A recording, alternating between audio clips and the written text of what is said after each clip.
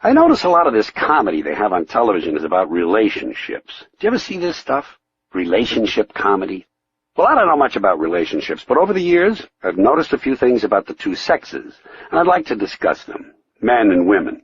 The big, hairy, noisy male creatures, and the smaller, smoother, but nonetheless also quite noisy female creatures. Here's all you need to know about men and women. Women are crazy, men are stupid. And the main reason women are crazy is that men are stupid. It's not the only reason, but it's a big one. And by the way, if you don't think men are stupid, check the newspaper. 99% of all the truly horrifying shit going on in this world was initiated, established, perpetrated, and enabled or continued by men. And that includes the wave and the high five, two of history's truly low points. But as I say, besides knowing that men are stupid, it's also important to remember that women are crazy. And if you don't think women are crazy, ask a man. That's the one thing men aren't stupid about. They know for sure, way down deep in their hearts, that women are straight-out fucking nuts. But it doesn't just happen. It isn't an accident. Women have good reason to be nuts. The main one being that in the course of life, compared with men, they have far more to put up with. They bear greater burdens. Think of it this way. In the big cosmic cafeteria, as human beings move down the chow line of life and reach that section where the shit is being spooned out, women are given several extra portions. And please understand, my motives here are not selfish or personal. I'm not saying all this stuff to get in good with women, although an occasional blowjob would be nice. But it's not a requirement. It's optional. BJO. Blowjob optional. No, I just think it should be evident to any person who's being honest and thinking clearly that women carry a lot more of life's baggage than men.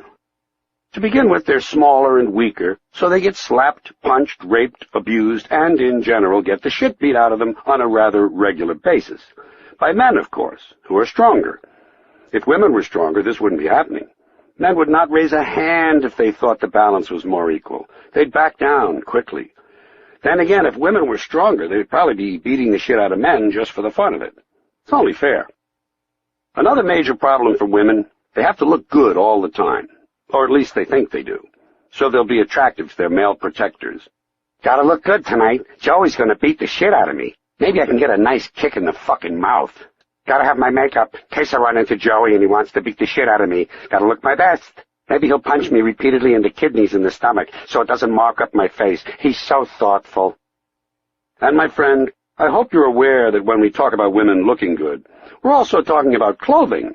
Clothing is what generates all that shopping shit that occupies so much of a woman's time. Because the truth is, women have to buy, own, and wear an unbelievably bewildering number of garments.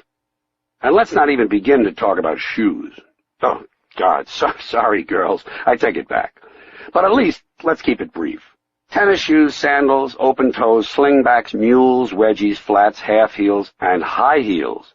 High heels that damage a woman's feet, ankles, and knees, but make her ass look great, so how can you blame a guy for the occasional rape? Hey, the bitch was asking for it. She was wearing high heels. Now, generally, all this obsession with appearance has one purpose. It's supposed to lead to romance, and it is devoutly wished by some, a wedding. A wedding is another one of those good deals women get. The man takes a wife, the woman is given away, her family pays for the whole thing, and everyone stands around hoping she gets pregnant immediately. Pregnant? Hey, another terrific treat for the gals. A chance to gain 40 pounds, puke in the morning, walk like a duck, get sore tits, and develop a nice case of hemorrhoids. What a deal! And such attractive clothing. Plus, she can't get up off the couch without help.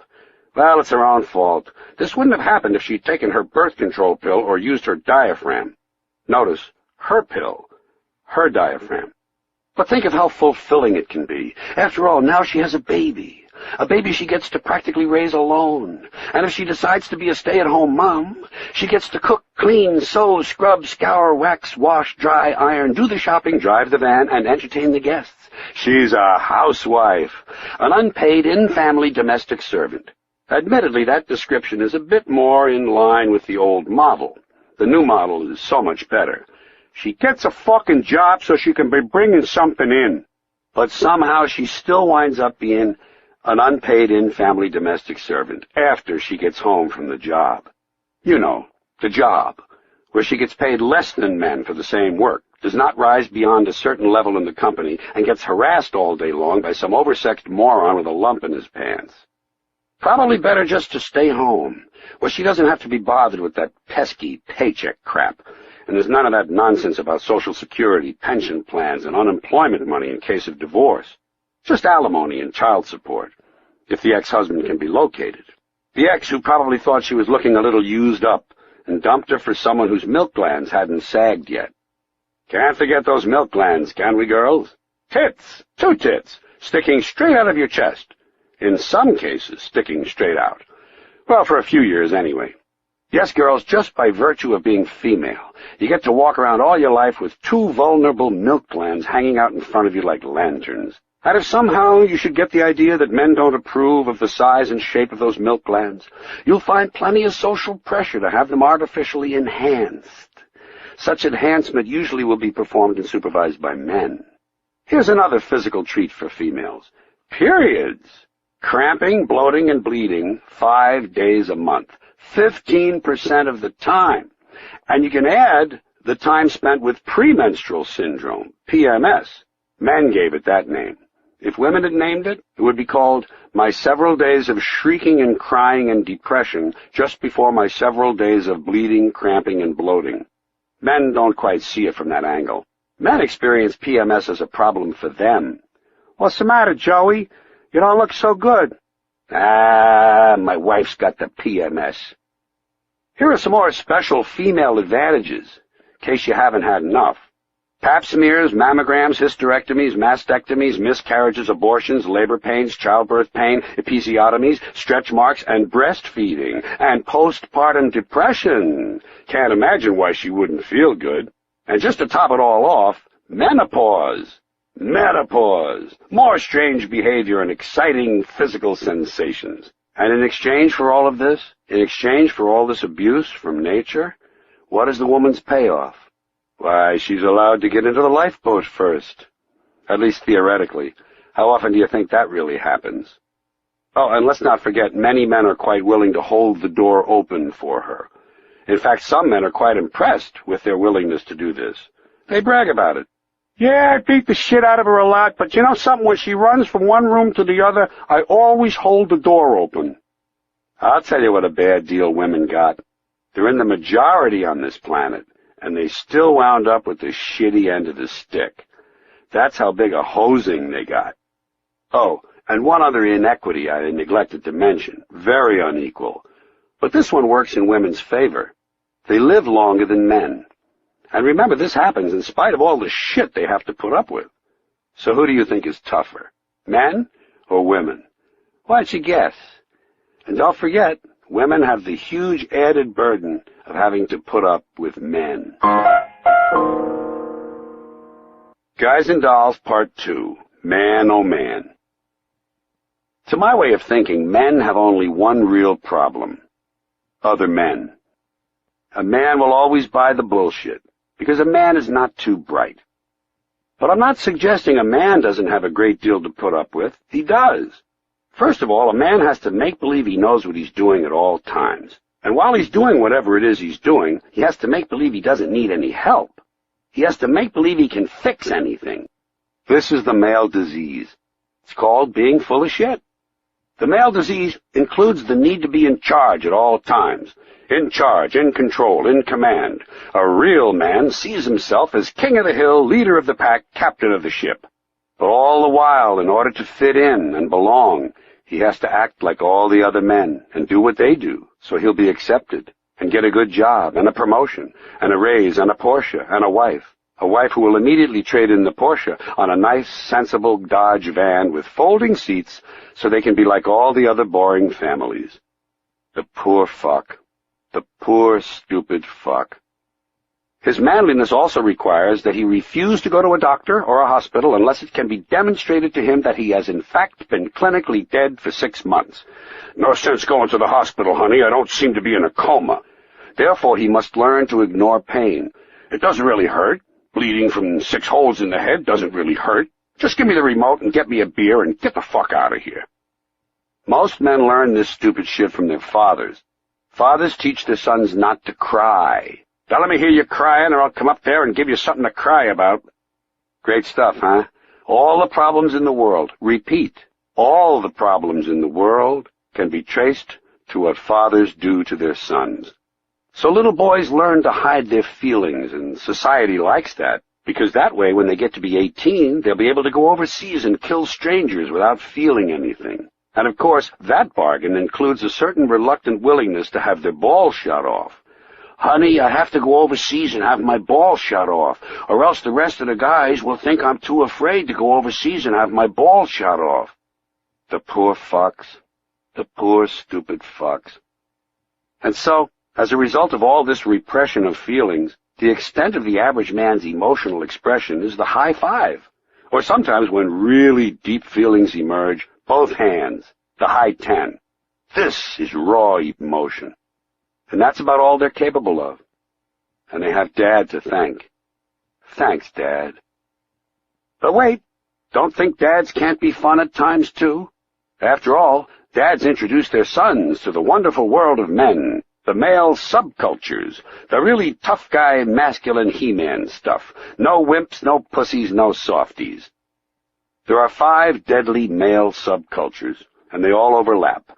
The car and machinery culture, the police and military culture, the outdoors and gun culture, the sports and competition culture, and the drug and alcohol culture. And as a bonus, I'm going to throw in one more. The let's go get some pussy and beat the shit out of queers culture. As I say, they all overlap. Many men belong to all 6. This male universe is, of course, detectable by analyzing its combustible chemical formula: gasoline, gunpowder, alcohol, and adrenaline. A chemistry rendered even more lethal by that ever-present, ever-delightful accelerant, testosterone. Talk about substance abuse? If it's chemical dependency you're interested in, you might want to look into testosterone. Testosterone, the most lethal substance on Earth. And it does not come from a laboratory. It comes from the scrotum. A scrotum located, interestingly enough, not far from the asshole. How fitting!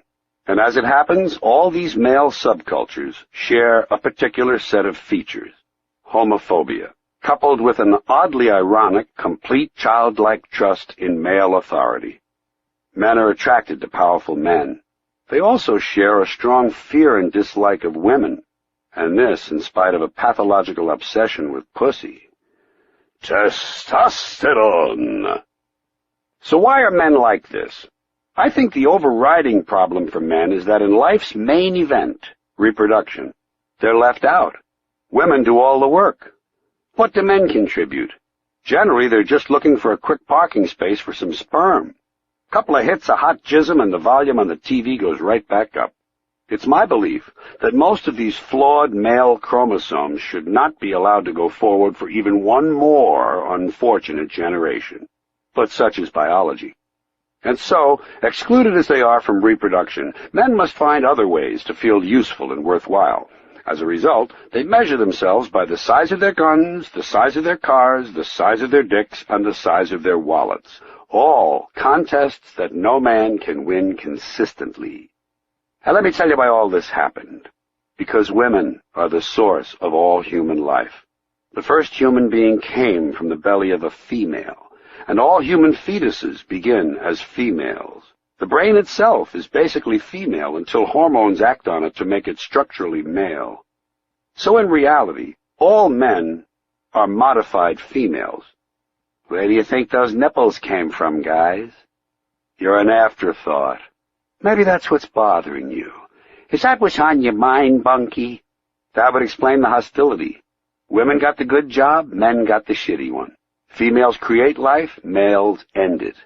War, crime, violence are primarily male franchises. Man shit. It's nature's supreme joke. Deep in the womb, men start out as the good thing and wind up as the crappy thing. Not all men. Just enough. Just enough to fuck things up. And the dumbest part of it all is that not only do men accept all this shit, half of it they do to themselves. All patriarchal societies are either preparing for war, at war, or recovering from